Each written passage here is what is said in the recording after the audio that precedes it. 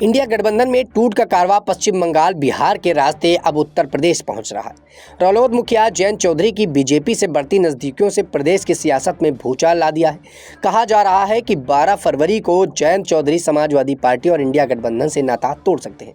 दरअसल 12 फरवरी को चौधरी अजीत सिंह की जयंती है। इस दिन जयंत चौधरी बीजेपी के साथ गठबंधन का ऐलान कर सकते हैं।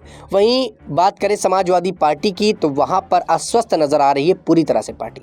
बता दें कि जयंत चौधरी कभी भी ये नहीं चाह रहे थे और वे इंडिया गठबंधन के साथ रहकर किसानों की लड़ाई को आगे बढ़ाएंगे, इस बात की गवाही दी जा रही थी। लेकिन अब सपा मुखिया अखिलेश यादव ने कहा कि रालोद अध्यक्ष जयंत चौधरी बहुत सुलझे हुए इंसान हैं, वो बहुत पढ़े लिखे हैं, वे राजनीति को समझते हैं। मुझे उम्मीद है कि किसानों की लड़ाई के लिए जो संघर्ष चला रहा है वह कमज़ोर नहीं पड़ेगा और उसे कमज़ोरी नहीं देने देंगे वो। इस बयान के ठीक बाद राष्ट्रीय लोकदल की तरफ से सोशल मीडिया प्लेटफॉर्म एक्स पर किसानों को लेकर एक पोस्ट किया गया। हमारे किसान भोले ज़रूर हैं पर मूर्ख नहीं, वे बहुत समझदार हैं, असक्त नहीं।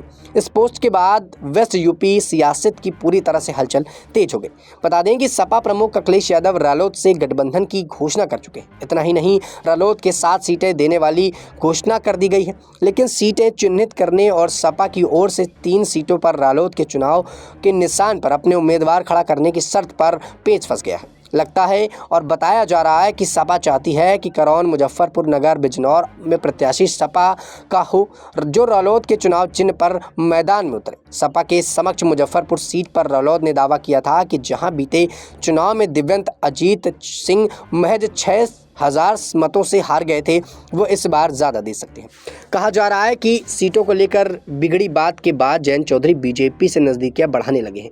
उनकी बीजेपी के साथ कई दौरे की बात हो चुकी है। सीटें भी तय हैं। बीजेपी की तरफ से 4 सीटें रालोद को दी जाएंगी। इसके अलावा निगम और बोर्ड में भी रालोद की प्रतिनिधित्व दिया जाएगा। अब सवाल यह है कि सपा की 7 जगह बीजेपी के 4 सीटों पर जयंत क्यों राजी हो गए।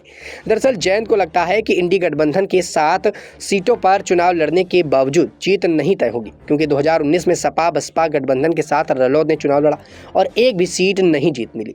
इसके अलावा बीजेपी के साथ जाने पर जयंत चौधरी को जीत पक्की लगती है।